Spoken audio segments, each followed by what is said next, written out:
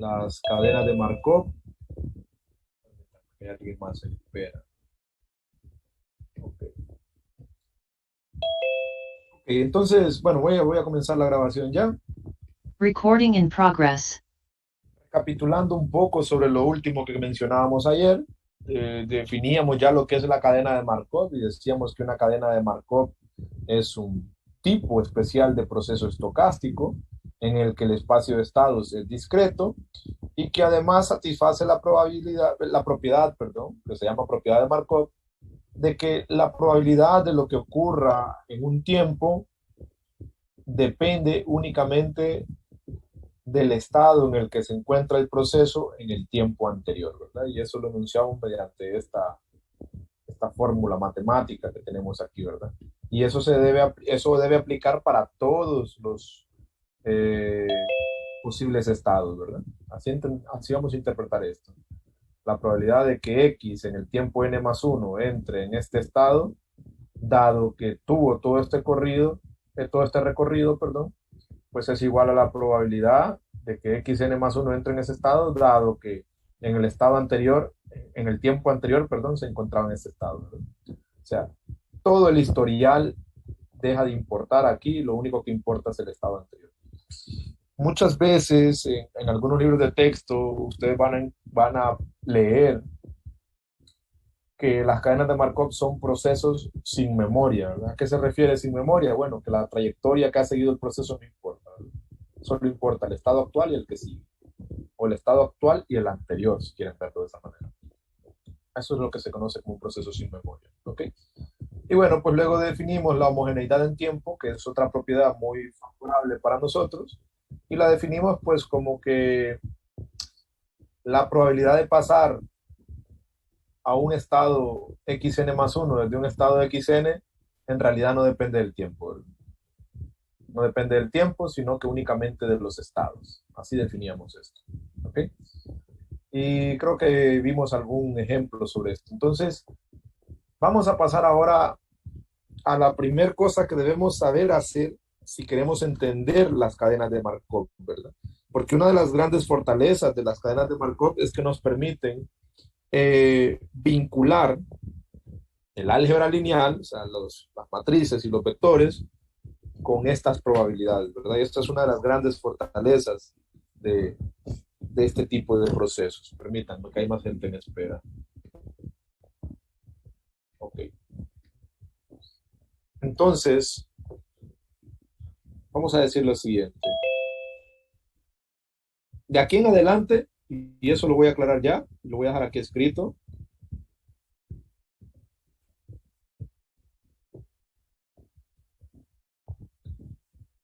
todos nuestros ejemplos, a menos que yo diga otra cosa, ¿verdad?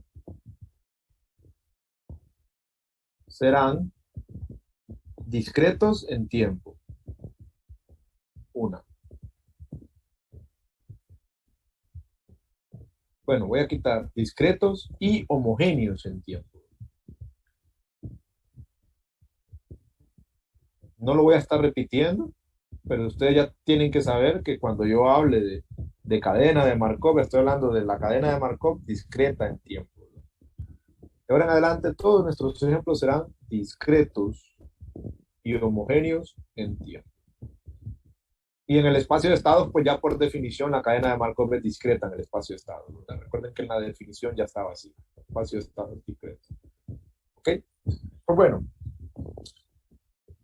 eh, una herramienta útil para tener una visión global del panorama de nuestro proceso es colocar todas las probabilidades condicionales en una matriz, ¿verdad?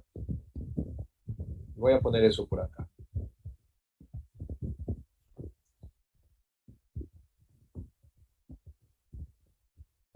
Una herramienta útil es colocar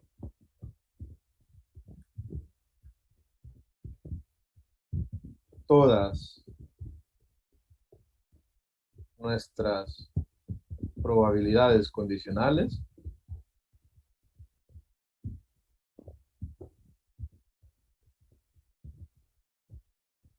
en una matriz. En una matriz, le voy a llamar a esta matriz P de T. ¿Sí? Entonces, supongamos que nuestro espacio de estados tiene K elementos, ¿verdad? Vamos a suponer que S, que es nuestro espacio de estados, tiene 1, 2, hasta K elementos. Los estados en los que pueden caer las distintas variables aleatorias de la cadena, ¿verdad? Eso es lo que estamos diciendo. Ok, si nuestro espacio de estados tiene K elementos, pues nuestra matriz P de T nos puede ayudar a registrar, ¿verdad? En un arreglo rectangular, todas las posibles probabilidades de pasar del estado I al estado J en el tiempo T, ¿verdad? Entonces, como mi matriz tiene K elementos, mi espacio de estados, perdón, tiene K elementos, mi matriz va a tener que estar vinculada con esos K elementos, ¿verdad? Pero bueno, una notación más general, yo puedo decir que esta P de T va a ser una matriz cuyas componentes, ¿sí? Van a ser las probabilidades de pasar, ¿sí? Al estado J en el tiempo T más 1,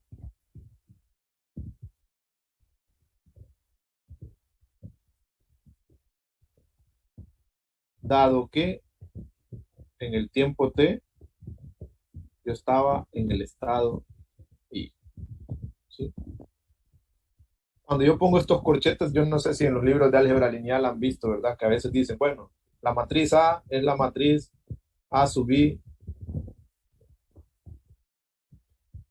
A sub I, J, ¿verdad? Y lo ponen así y cierran el corchete. Bueno, con eso se refieren a que esta es una matriz cuyas componentes son A11, A12, A13, y por lo general le dicen A1, ¿verdad? Y varía de tanto a tanto y J de tanto a tanto. Pues cuando nos dicen cómo varía I, nos están diciendo cuántas filas tiene. Y cuando nos dicen cómo varía J, nos están diciendo cuántas columnas tiene la matriz. Pues la misma notación estoy intentando emplear yo acá, solo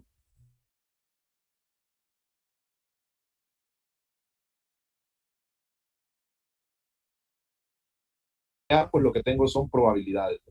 Pero bueno, si yo quiero simplificar más el asunto, puedo decir que mi matriz, entre corchetes, va a ser la matriz que va a tener las componentes P sub I J dependiente del tiempo T. Y si alguien se me confunde con esto, bueno, pues es sencillo.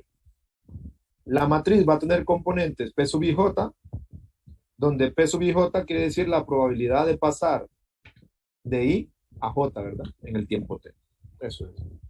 Bueno, entonces decimos, para tener una visión más amplia de esto, que si en el espacio de estados hay K elementos, pues mi matriz va a tener una fila, voy a cambiar de color, una, dos, tres, K filas. Y va a tener una, dos, tres, K columnas. ¿Sí? Y las componentes de esta matriz, voy a mover esto de aquí, y las componentes de esta matriz, pues va a ser 1, 1. Miren que I da las filas, ¿verdad? J da las columnas. Pues esto 1, 1 lo que me quiere decir es la probabilidad de que en el tiempo T más 1 la cadena top entre en el estado, este es J, ¿ves? Aquí estoy, T más 1 en J. Ah, bueno, entre en el estado 1, dado que en el tiempo T estaba en el estado 1. Pero miren que escribir esto es como muy, muy extenso, ¿verdad? Pero si yo entiendo entonces que esta es mi variable que se relaciona con la fila y esta es mi variable que se relaciona con las columnas, yo puedo sustituir eso por esto. P sub 1, 1 en el tiempo t. Y yo debo entender esto como, bueno, en esta componente está la probabilidad de pasar del estado 1 al estado 1 en el tiempo t. Bueno, uno, 2. ¿Qué voy a guardar en esta componente? Pues en esa componente voy a guardar la probabilidad de que X en el tiempo t más uno entre en el estado 2, dado que en el tiempo t estaba en el estado uno. Ah, pero bueno, nuevamente escribir eso así es muy extenso. Entonces lo resumo, ¿ves? La probabilidad de pasar del estado uno al estado 2 en el tiempo t. Y así sucesivamente, ¿verdad? Aquí yo voy a tener la probabilidad de pasar del estado uno al estado 2 en el tiempo t. O dicho de otra manera, la probabilidad de que en el tiempo t más uno yo caiga en el estado 3, dado que en el tiempo anterior estaba en el estado uno. Las filas van a guardar el pasado, las columnas van a guardar el futuro. Y así sucesivamente, ¿no? Entonces yo aquí tendría P sub 1K, se muy bien, P sub 1K en el tiempo T. Y nuevamente, ¿verdad? Si yo voy acá, aquí lo que voy a tener es la probabilidad de pasar del estado 2 al estado 1 en el tiempo T. Qué feo se puso eso. Ahora sí. ¿Y aquí qué tendría entonces?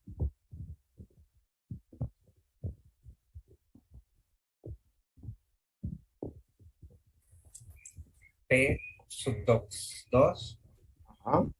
de T. P sub 2, 3, ¿verdad? Componente, fila 2, columna 3, B, columna 2, perdón. 2 sería G. Sí. De T, ¿verdad? ¿Y cómo interpretamos eso? La probabilidad de que el tiempo T más uno tome el valor 2, Ah, dado que el tiempo X sub T tome el valor 2.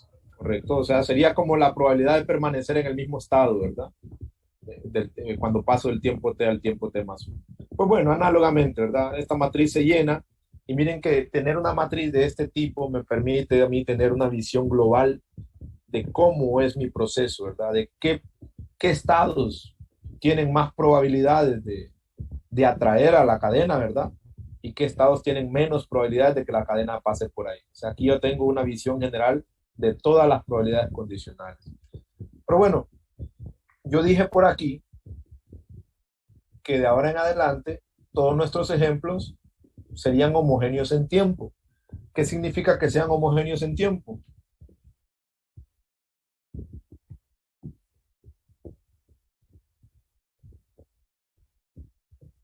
Que la probabilidad de pasar de un estado a otro no depende de qué, Depende de la posición. solo depende del estado, ¿verdad? No del tiempo. Así que si mi cadena de Markov es homogénea en tiempo, quiere decir que la probabilidad de pasar del estado uno al estado 2 va a permanecer constante en cualquier tiempo. La probabilidad de pasar del estado uno al estado 2 depende solo de los estados, no del tiempo. Así lo decíamos ayer, ¿verdad? Ah, bueno, si estas probabilidades, si el proceso de Markov, perdón, es homogéneo en tiempo, significa que estas probabilidades no dependen del tiempo, solo de los estados. Así que esta matriz, va a sonar raro lo que voy a decir, pero esa matriz permanecería constante, ¿verdad? O sea, constantemente siendo la misma, no cambiaría. Si el proceso de Markov no es homogéneo en tiempo, quiere decir que la probabilidad de pasar de un estado a otro sí dependería del tiempo. O sea, para cada tiempo, estas probabilidades podrían irse modificando, ¿verdad? En términos de algunas funciones. Eso es más complicadito. ¿Sí? Si esas probabilidades se van modificando, es más complicado. Entonces, nosotros, como ya dijimos que nuestros procesos iban a ser homogéneos en tiempo, lo simplificamos mucho, ¿verdad? Ok. Entonces, como nuestras cadenas de Markov serán homogéneas en tiempo,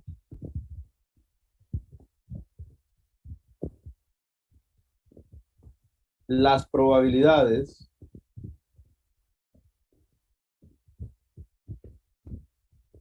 de pasar de un estado I a un estado J permanecerán constantes, ¿verdad? Constantes en el tiempo, ¿verdad?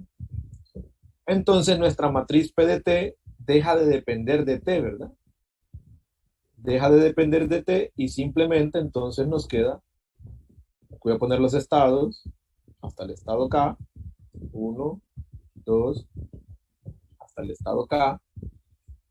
Y pues lo que tiene nuestra matriz es P sub 1, 1, P sub 1, 2, P sub 1K, P sub 2, 1, P sub 2, 2, P sub 2K, P sub K1, P sub K2, hasta P sub K, K.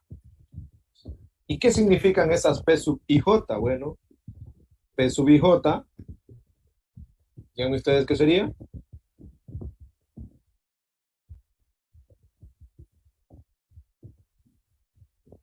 La probabilidad de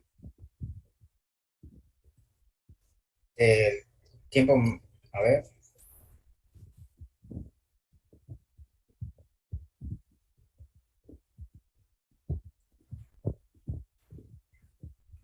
sería la probabilidad, ¿verdad? De que, de x sub 1 ajá, de que X sub 1 sea sea igual igual a... a tiempo más uno o bueno, n más uno.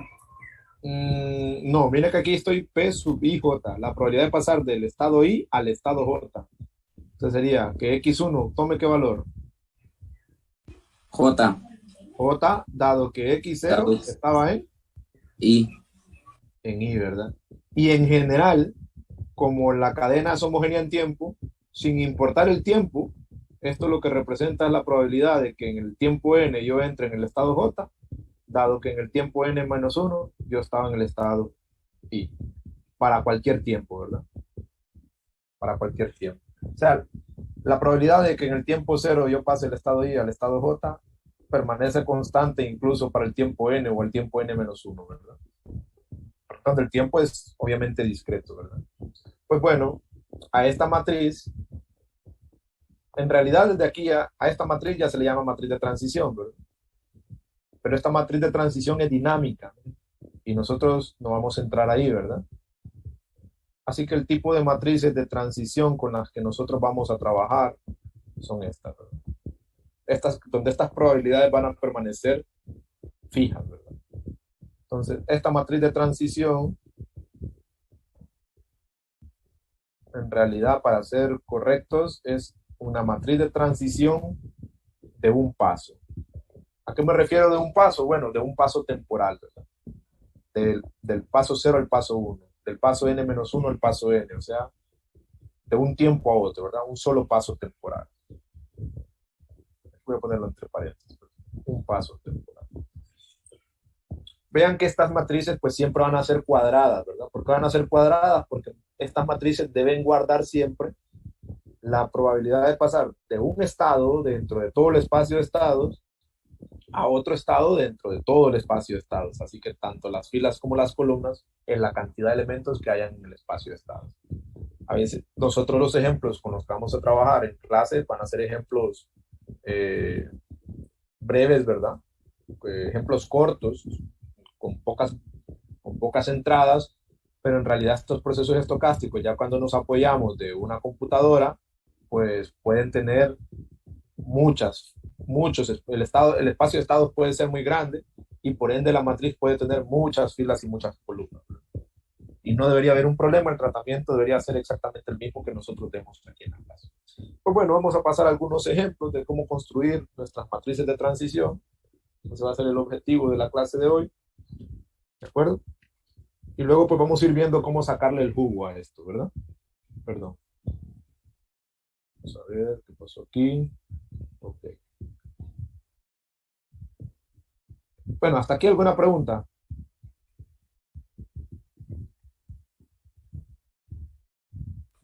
Noli. Bien. Entonces vamos a algunos ejemplos, pues.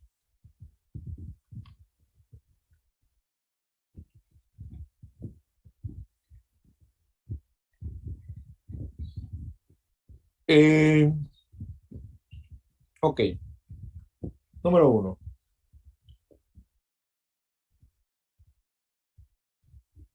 Un meteorólogo, un meteorólogo, creo que ahí lleva la tilde, ¿verdad? Bueno, me corrigen si no.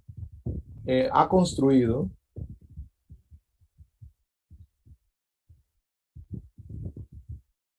un modelo sencillo para predecir el clima, basándose en la observación. ¿Sí? Ok. El modelo considera tres climas.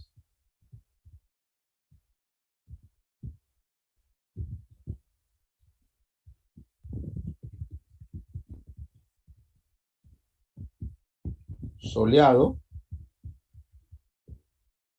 lluvioso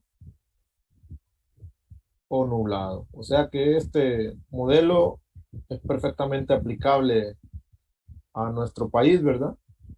Donde no ocurre, rara vez ocurre algo fuera de esto, ¿verdad? Ok. Si llueve un día, vamos a ver lo que el meteorólogo ha observado, ¿verdad? Si llueve un día, la probabilidad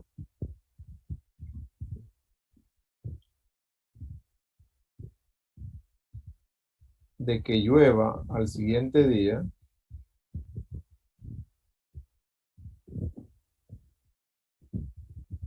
es 0,8. La probabilidad de que esté nublado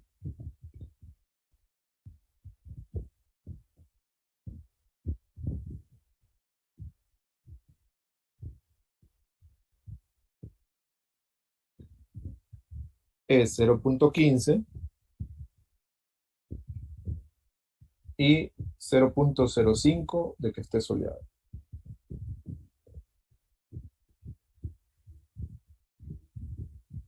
Bien, si un día está nublado, voy a dejar un espacio ahí,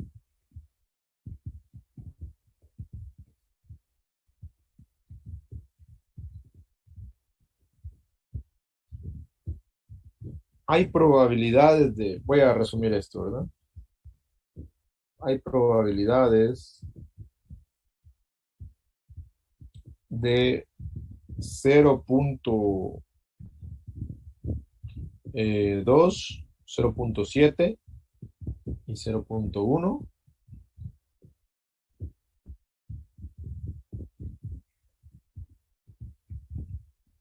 de que esté, vamos a ver si llueve un día, de que llueva, ok,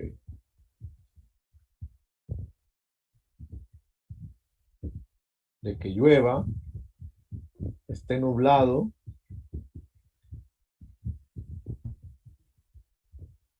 o soleado, ¿verdad? Respectivamente.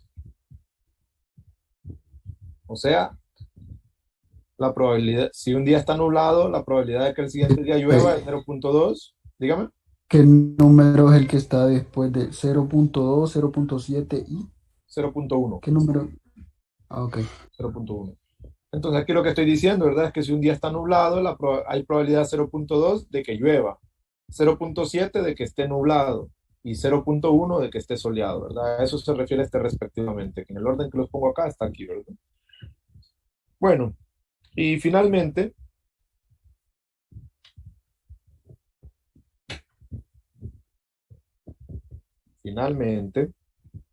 si hace sol, hay probabilidades de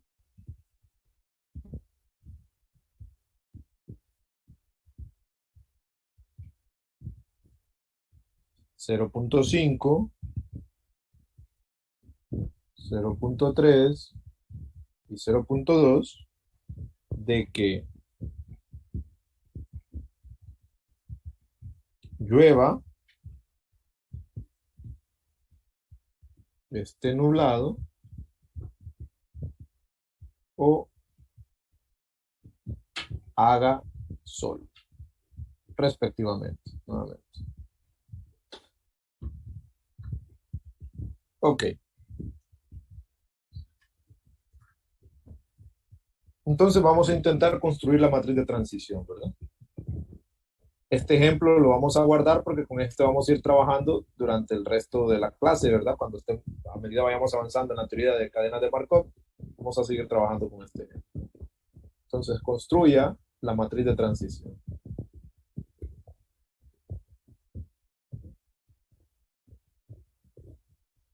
Vamos a ver.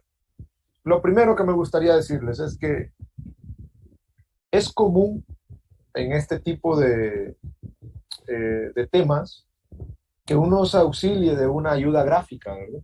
De un modelo gráfico, que es lo que se llama un diagrama de estados. Entonces vamos a aprovechar aquí para crear un diagrama de estados, ¿sí? Que condense toda esa información, posiblemente en ejemplos posteriores, para no estar escribiendo todo esto, yo lo que les voy a dar es simplemente un diagrama de estados, ¿sí? ¿Qué es un diagrama de estados? Bueno,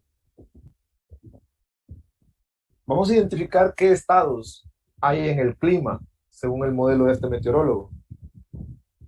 ¿Cuáles son los estados? Soleado, lluvioso y nublado. Ok, entonces vamos a darle nombres a eso para no estar escribiendo todo, ¿verdad? Para nosotros S va a ser soleado, L va a ser lluvioso y N va a ser nublado.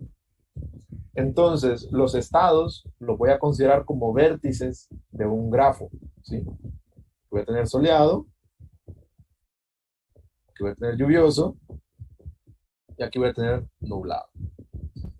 El orden en que yo ponga las letras no importa. Lo que importa es lo que viene a continuación. Si un día llueve, la probabilidad de que llueva el siguiente, miren que ahí me está dando la transición, ¿ve? Ahí hay una probabilidad condicional. La probabilidad de que llueva en el tiempo 1, dado que en el tiempo 0 llovió, es 0.8. Que en mi diagrama de estados es lo siguiente. La probabilidad de pasar de un día lluvioso a otro día lluvioso es 0.8, ¿verdad? A este tipo de vértices, digamos, que van de un nodo o de, perdón, a este tipo, sí, se me olvida la palabra, de aristas sería, ¿verdad? A este tipo de aristas que van de un nodo a él mismo se les suele llamar lazos en teoría de grafos, ¿verdad? Pero al final es eso, ¿verdad? Es una arista o una flechita que me indica que estoy pasando del estado lluvioso al estado lluvioso con probabilidad de 0.8. Luego me dice, la probabilidad de que esté nublado en el tiempo 1, dado que en el tiempo 0 llovió, es 0.15. O sea, la probabilidad de pasar de lluvia a nublado es 0.15. Y finalmente, la probabilidad de que haga sol, dado que llovió, es 0.05. O sea, la probabilidad de pasar de lluvia a sol es 0.05. ¿Okay? Bueno, pues análogamente puedo establecer las alternativas que hay para el estado soleado y para el estado nublado, ¿verdad? Entonces voy a ir un poco más rápido. Si un día está nublado, perdón, la probabilidad de que el siguiente día llueva es 0.2. Entonces, de nublado a lluvia es 0.2. De nublado a nublado es 0.7. Y por ende, pues de nublado a soleado debería ser 0.1. Y por último, de sol a lluvia es 0.5. De sol a lluvia es 0.5. De sol a nublado es 0.3. Bueno, de sol a nublado es 0.3. Ahí hay un 3, ¿verdad? 0.3. Y de sol a sol, pues debería ser 0.2, si no me equivoco. Sí. Pues esto es lo que se conoce como un diagrama de estados, ¿ven? Es un tipo de diagrama que me ayuda a establecer fácilmente y visualmente la probabilidad de pasar de lluvia a nublado, 0.2. De nublado a sol, 0.1. De sol a lluvia, 0.5. Esto es una especie de resumen, ¿verdad? Y estos tipos de diagramas tienen sentido cuando el tiempo es homogéneo, ¿verdad? Si el tiempo no fuera homogéneo, el diagrama de estados para el tiempo cero sería distinto al de estados para el tiempo uno y tendría que ir modificando esos diagramas, ¿verdad? Lo cual no tendría sentido. Este tipo de diagramas de estados son particularmente útiles cuando el tiempo es homogéneo. Pues bueno, vamos a pasar a nuestra matriz de transición, a la que normalmente en la clase vamos a estar llamando P. Y vean que nosotros normalmente en una matriz estamos acostumbrados a enumerar las filas y las columnas con números, pero no hay nada de malo en este caso en etiquetarlas con los símbolos que hemos creado para los posibles estados que tengamos. El orden en que yo ponga los estados no importa, pero sí es conveniente de que el orden en que los ponga en las filas también sea el de las columnas, para en el futuro poder identificar patrones más fácilmente. Entonces la probabilidad de pasar de soleado a de soleado, lluvioso o nublado a soleado, lluvioso y nublado van a estar guardadas en esta matriz, que es la que vamos a llamar matriz de transición. Bueno, ¿y cuál es la probabilidad de pasar de sol a sol? 0.2, 0.2, 0.2, Correcto. ¿Y de sol a lluvia? 0.5, 0.5. ¿Y de sol a nublado? 0.3, 0.3, ¿verdad? Y bueno, la dinámica es esa misma, ¿verdad? La probabilidad de pasar de lluvia a sol es 0.8, de lluvia a lluvia es, perdón, no, es 0.05, ok, 0.05, ok, un puntito. Aquí es 0.8, ¿verdad? Y de lluvia a nublado, 0.15. Díctenme las últimas ustedes. 0.1, Ajá, 0.2, ajá, 0.7. 0.7. Perfecto. Y bueno, miren que con esta matriz yo ya tengo identificadas fácilmente todas las probabilidades condicionales. Por ejemplo, si yo necesito saber cuál es la probabilidad de que en el tiempo t haya lluvia, dado que ayer estuvo lloviendo, o dado que ayer hizo sol. Bueno, ¿cuál es esa? PST, ¿verdad? ¿Y cuál es PSL, perdón? ¿Y quién es PSL? Fila S, columna L. 0.5. Ah, 0.5. Miren, yo tengo inmediatamente todas estas probabilidades condicionales ilustradas aquí, ¿verdad? Por poner un ejemplo. Pues bueno, va a ser normal, va a ser común que en muchos ejemplos nosotros construyamos este diagrama de estados, ¿verdad? Que no es más que un grafo, ¿verdad? No es otra cosa que lo que en matemática nosotros llamamos un grafo. Un grafo, y en este caso este es un grafo dirigido. ¿Quién sabe lo que es un grafo dirigido? ¿Le suena? Sí lo vi, pero no recuerdo. Y un grafo dirigido es que la probabilidad de ir, digamos, de este vértice a este vértice no es la misma que en la dirección contraria, ¿verdad? Por eso esas flechitas indican, ¿sí? La manera de pasar de aquí a acá no es la misma que la manera de pasar de aquí a acá. Si yo conectara mi grafo de esta forma, solo así, sin poner flechas ni nada, quiere decir que la probabilidad de pasar de L a S es igual a la probabilidad de pasar de S a L, ¿verdad? Que no cambia, ¿sí? El peso del paso o la probabilidad del paso, ¿verdad? ¿De acuerdo? Eso significa.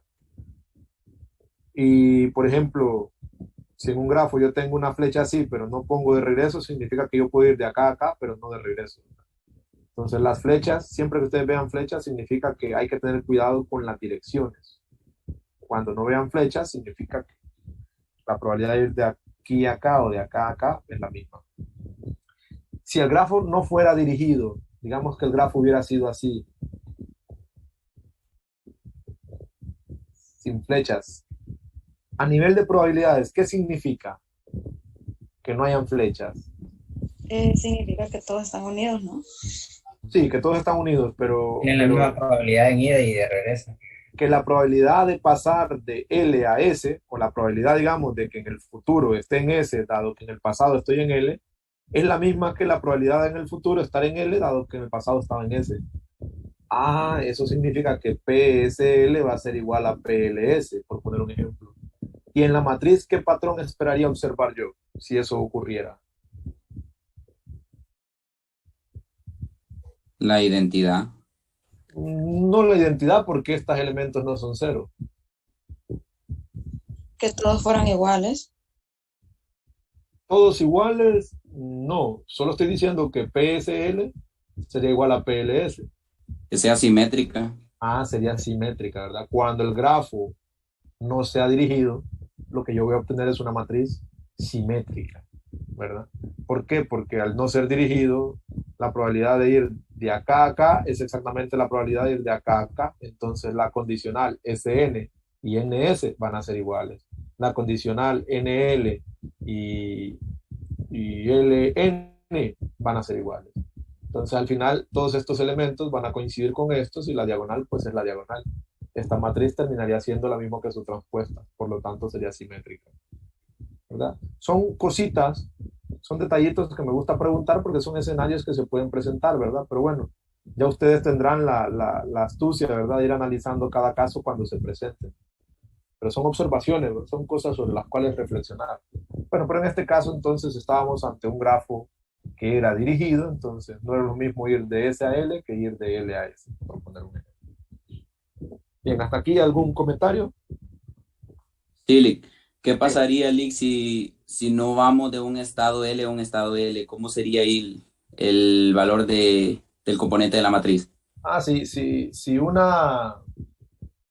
un proceso al estar en un estado L obliga a que en el siguiente tiempo salga a otro estado, o sea, que no tenga estos lazos, estos elementos serían como Cero. cero, ¿verdad? Porque significa que no habría probabilidad de permanecer en un estado. Ya vamos a ver un ejemplo sobre eso, ¿verdad? Pero antes me gustaría hacer algunas observaciones sobre esta matriz. Miren las componentes de cada fila. ¿Cómo son? ¿Cuánto suman, mejor dicho? 10. Bueno, 1. 1, ¿verdad? La primera fila, miren, 0.2 más 0.5 más 0.3 es 1. 0.05 más 0.8 más 0.15 es 1. 0.1 más 0.2 más 0.7 es 1. A nivel interpretativo, ¿por qué ocurre esto? Bueno, sencillo. Si yo en el tiempo cero estoy, digamos, voy a poner un ejemplo, estoy en el estado soleado, en el tiempo 1, ¿qué cosas pueden ocurrir? Que vuelva a ser soleado, que sea lluvioso o que sea nuble. Entonces, como en el tiempo 1 debe ocurrir una de estas tres cosas, la probabilidad de pasar de soleado a soleado, más la probabilidad de pasar de soleado a lluvioso, más la probabilidad de pasar de soleado a nublado, debe ser 1, porque al estar en soleado, a una de estas tres cosas, a uno de estos tres estados debo pasar. Entonces se tiene la certeza, ¿no? De que la probabilidad de pasar de soleado, lluvioso o nublado debe ser 1. Entonces, en estas matrices que nosotros construyamos, siempre se debe observar ese patrón, ¿verdad? Que la suma de las componentes en cada fila debe ser 1.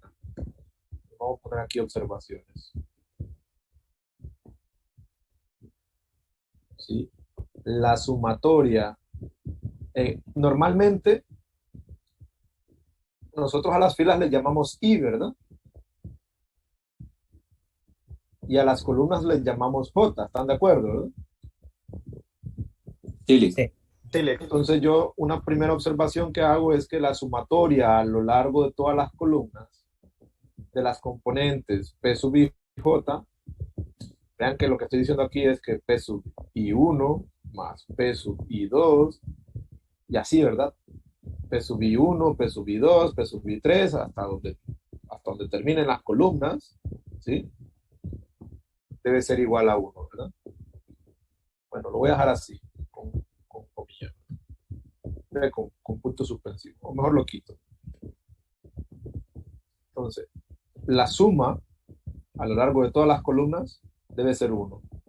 Para toda, bueno, el símbolo ya incluye el para todo. Para toda fila I, ¿sí? todas las filas deben cumplir que la suma sea 1. Y la siguiente propiedad que se debe cumplir es que P sub IJ debe ser siempre mayor o igual que 0 para toda IJ. ¿Por qué? Porque como estas son probabilidades, las probabilidades no pueden ser negativas, ¿verdad?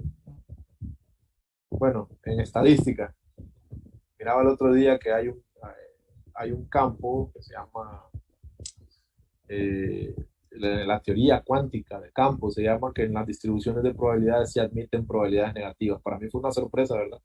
Porque nosotros de toda la vida en matemáticas hemos entendido que las probabilidades son positivas, pero bueno, cosas raras ocurren, ¿verdad? Ya cuando nos salimos de este mundo tradicional, digamos. ¿Sí? Entonces, P sub IJ es mayor o igual que 0 para toda IJ, ¿verdad? Eso siempre se va a cumplir en nuestras matrices de transición, pero en particular, las matrices que cumplen con estas dos características reciben un nombre particular. Repito, las matrices que cumplen estas dos características se les llama matrices estocásticas. O sea que lo que estoy diciendo es que las matrices de transición de las cadenas de Markov que nosotros estamos trabajando, como cumplen estas dos características, son un caso particular de un mundo más grande que se llaman las matrices estocásticas. Las matrices estocásticas están aquí y las que nosotros vamos a trabajar pues son una pequeña porción de eso. Bien. Entonces con eso ustedes pueden tener idea, ¿verdad? Si las filas no le suman 1 en alguna matriz de transición que ustedes construyan es que en algo fallaron, ¿verdad? Las filas deben sumar 1. Bien. Antes de pasar al siguiente ejemplo, ¿alguna pregunta hasta aquí? Esa propiedad de verdad y solo cumple para las filas, para las columnas no. No, para la columna no necesariamente. Está bien. Bien. Vamos al siguiente ejemplo. Este es un clásico, ¿verdad? Que este ejemplo nosotros lo vamos a trabajar desde dos enfoques en el futuro. Este es el famoso juego de la ruina. Lo voy a simplificar un poco. ¿Sí? Dice lo siguiente, un juego consiste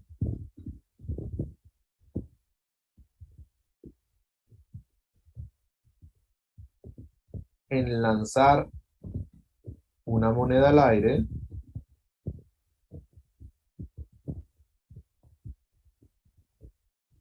y se gana un lempira o un dólar, como quieran, un lempira, vamos a decir. Si cae cara, se pierde uno. Voy a poner así, ¿verdad? Se pierde un lempira. Yo creo que el puntito no va, ¿verdad? Los que están ahí de economía creo que no se coloca. Ah, no importa. Ustedes ya saben, sí. Se pierde un lempira, si cae escudo. Así es el juego, ¿verdad? Pero además, vamos a agregar aquí que una persona para empezar a jugar debe tener dinero, ¿verdad? Sin dinero no puede jugar, ¿verdad? Entonces, un apostador comienza el juego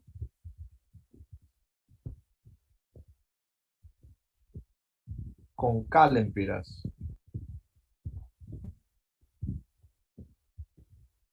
y se retira únicamente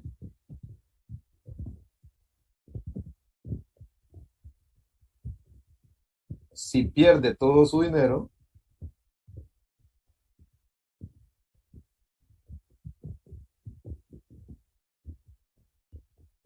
o si logra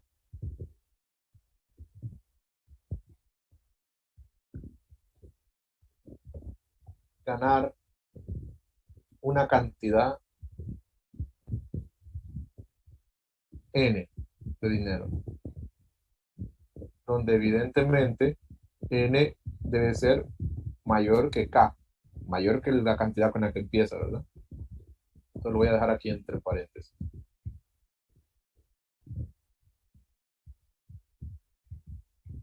Entonces vamos a intentar construir la matriz de transición, ¿verdad?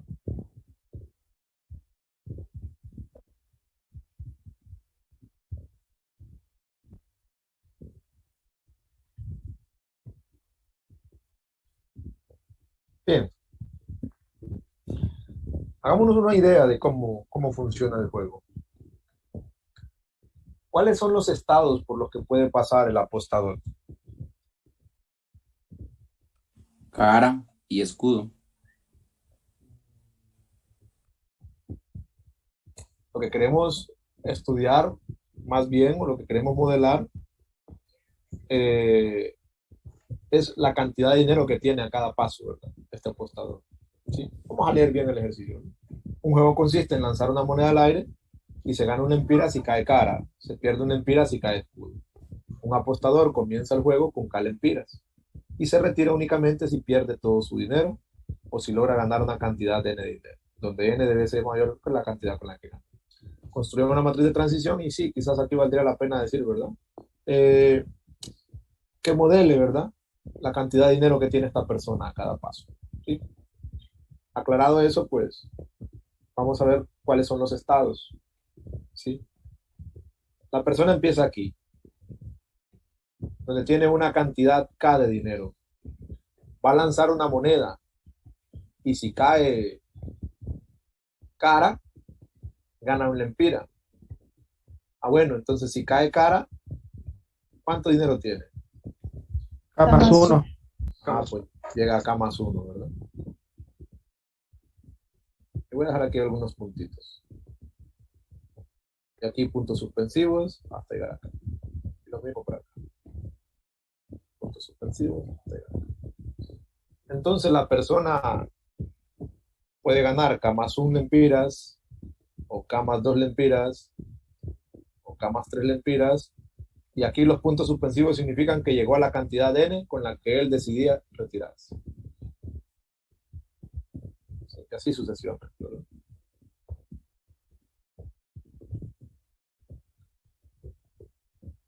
Pero no es que siempre va a ganar, ganar, ganar, ¿verdad? Puede ganar y luego perder, así que también tiene probabilidades de ir regresando, ¿no?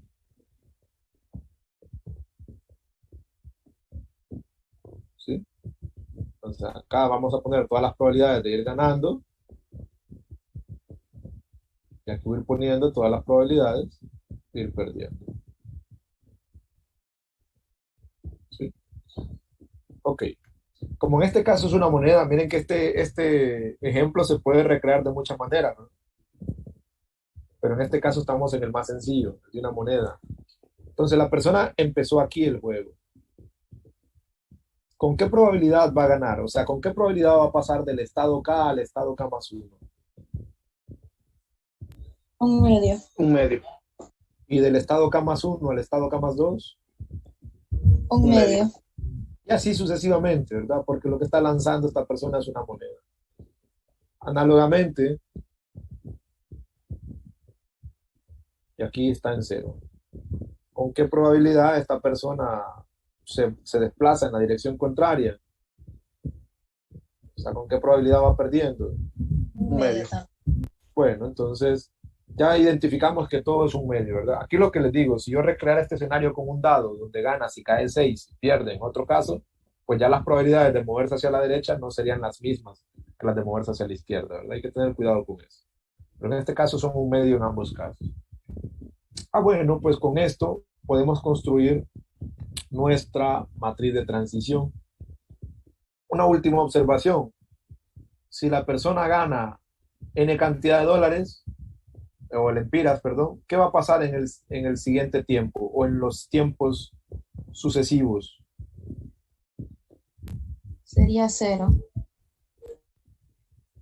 Se retira, ¿verdad? Aquí yo cometí un error y si se retira quiere decir que eternamente, digamos, se quedó aquí, ¿verdad? Con N cantidad de lempiras. O sea, la probabilidad de permanencia una vez llega aquí es 1, porque ahí se retira la persona. Una vez llega acá, no sale de este nodo, ¿verdad? Por eso estoy quitando esto.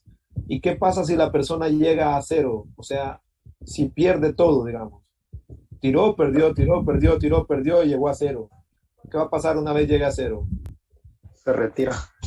Se retira y se queda en bancarrota, ¿verdad? O sea, la probabilidad de que en los siguientes lanzamientos del juego él permanezca en 0 es 1, porque no tiene con qué jugar. Entonces, tenemos ahí dos estados que se llaman absorbentes, porque una vez llega ahí, la probabilidad de permanecer ahí es 1. Quiere decir que nunca va a salir de ahí la persona. Esas observaciones son importantes. Pues bueno, recreemos nuestra matriz de transición entonces. Obviamente, como no sabemos quién es N y quién es K, lo vamos a hacer de forma ilustrativa, ¿verdad? ¿Qué estados tengo que considerar acá?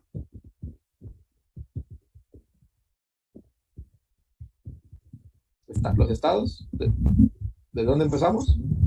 Ah, Bueno, Los- iniciamos acá, pero sí, ¿Cuáles? Desde cero, o sea, Ajá, los estados es la cantidad de dinero que tiene la persona, ¿verdad? Y el tiempo es el lanzamiento en el que está. El tiempo está medido por los lanzamientos de la moneda. Entonces, la persona puede estar en el estado 0, o en el estado 1, o en el estado 2, o en el estado 3, y así sucesivamente hasta llegar al estado K, vamos a decir. Perdón, ¿hasta qué estado debo llegar? el estado N. N. ¿Verdad? Debo recorrer todo mi espacio de estados. Igualmente aquí voy a pasar por el estado 0, por el estado 1, por el estado 2, hasta llegar al estado N. Entonces vamos a construir nuestra matriz de transición. Si estoy en el estado 0, ¿cuál es la probabilidad de permanecer en el estado 0? 1. Y la probabilidad de pasar del estado 0 al estado 1. En medio. Medio. O sea, yo con 0 dinero puedo iniciar una apuesta y ganar una empira. No, cero. Aquí es Cero. 0, ¿no? Entonces, en todos los demás casos va a ser 0. La probabilidad de pasar del estado 1 al estado 0, Un medio. No. aquí sí es un medio, ¿verdad? Si yo estoy en el estado 1, si yo tengo un lempira, puedo perder, ¿verdad? Y puedo perder con probabilidad un medio. Puedo, teniendo un lempira, lanzo la moneda y puedo seguir con el lempira después de haber lanzado la moneda. cero.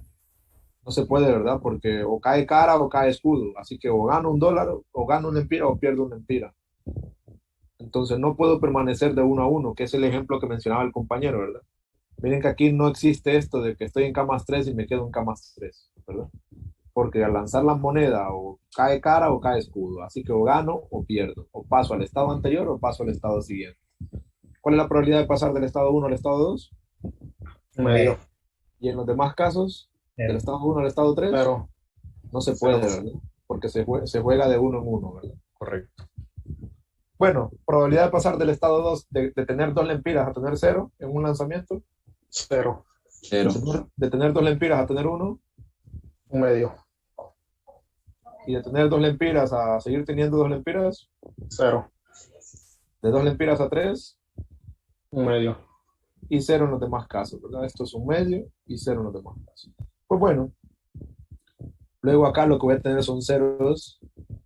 Acá lo que voy a tener son ceros, porque el comportamiento de esta matriz, si ustedes lo analizan un poco, va a ser así. Estas diagonales van a seguir siendo un medio, estas diagonales van a seguir siendo ceros, y estas diagonales van a seguir siendo un medio. ¿Sí? Ok, excepto en la fila n. ¿Sí? En la fila n lo que significa es que la persona está en el estado n. ¿Cuál es la probabilidad de que en el tiempo o en el lanzamiento... ¿Cuál es la probabilidad de que en el lanzamiento T más 1 una persona gane en el empiras, dado que en el tiempo T ya había alcanzado los en el empiras, según el diagrama? Si yo tengo en el empiras, ¿qué pasa? Es uno. Si yo tengo en el empiras, ya llegué a lo que quería ganar, ¿verdad? Entonces dejé de apostar, entonces me retiré con los en el empiras. Y si me retiré con los en el empiras, pues me quedo con esos en el empiras sin importar los lanzamientos que vengan después. Entonces la probabilidad aquí, perdón, es 1. Pues los empiras. La probabilidad aquí es 1. Entonces vean que esto que hemos construido cumple con los requisitos de nuestra matriz estocástica. La suma de las componentes de esta fila es 1, la suma de las componentes de esta fila es 1, de esta fila es 1, y así sucesivamente. Y la suma de las componentes de nuestra última fila también es 1. Pues esta es la matriz de transición de este ejemplo, que es un caso particular del famoso juego de la ruina. que lo vamos a seguir tratando. Bien, ¿preguntas con este ejercicio?